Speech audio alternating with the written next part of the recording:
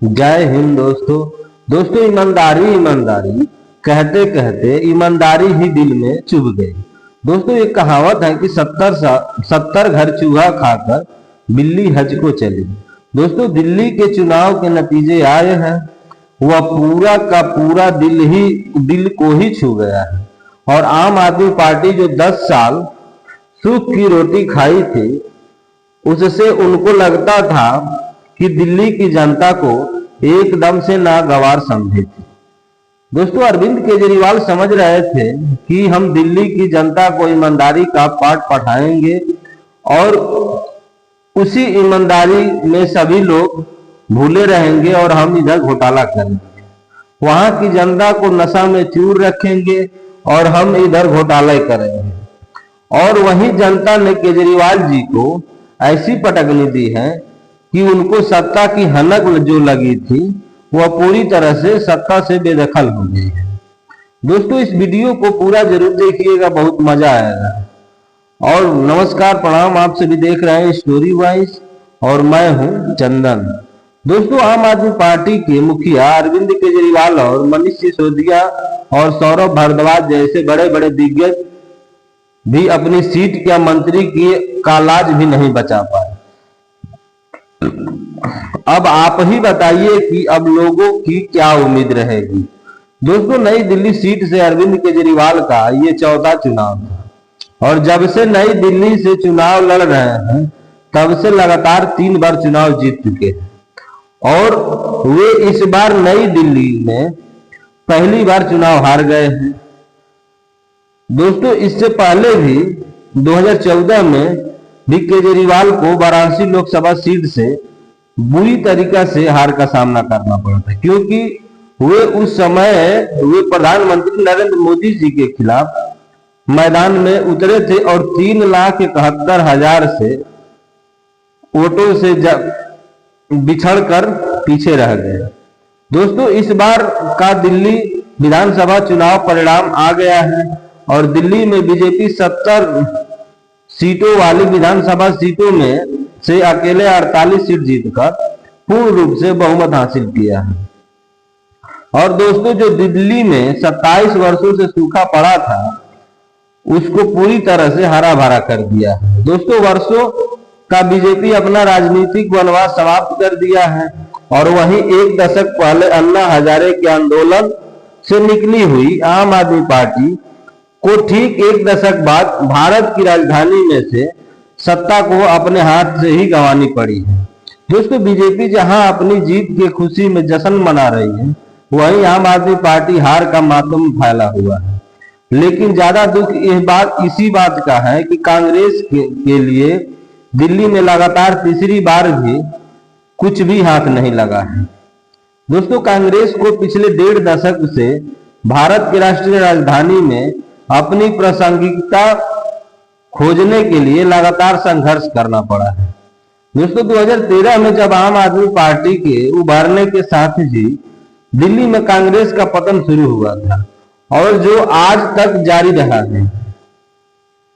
दोस्तों, यही वह साल था जब दिल्ली विधानसभा में कांग्रेस की सीटों की संख्या 43 से घटकर 8 पर आ गई थी और उसके बाद कांग्रेस का वोट शेयर में 15% की गिरावट आई थी। और अगले 2 चुनावों में यानी 15 में और 2020 में कांग्रेस 0 पर सिमट गई और उनका वोट शेयर 10% से भी नीचे आ गया था।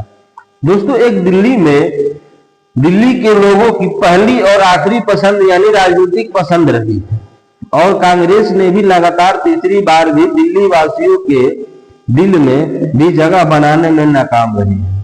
दोस्तों, दिल्ली विधानसभा चुनाव 2025 की जब मतगणना शुरू हुई और पोस्टल बैलेट के मत गिने जा रहे थे, तब तो देश की सबसे पुरानी पार्टी की एक सीट पर आगे चल रही थी। लेकिन जैसे जैसे मतगणना आगे बढ़ी और ईवीएम खुलने लगे तो यह स्पष्ट हो गया कि दिल्ली में कांग्रेस की पूरी तरह से इस बार भी खाता नहीं खुला हुआ है। और दोस्तों, सभी 70 सीटों पर चुनाव लड़ने के बावजूद कांग्रेस के उम्मीदवारों ने 67 सीटों पर अपनी अपनी जमानत जब्त करवा दिए थे। यानी कांग्रेस ने सारी सीटें गंवा दी और जिन 3 सीटों पर पार्टी अपनी जमानत बचाने में कामयाब रही वे हैं बादली, कस्तूरबा नगर और नांगलोई जाट के बदौलत। दोस्तों इसमें कोई दो राय नहीं है कि 1998 से 2013 तक जब शीला दीक्षित मुख्यमंत्री थी तब दिल्ली में भी बड़े बड़े पैमाने पर कार्य हुए हैं। उन्होंने दिल्ली में मेट्रो नेटवर्क को तेजी से विस्तार भी किया था और बड़े पैमाने पर सड़कें और फ्लाईओवर बनवाए थे।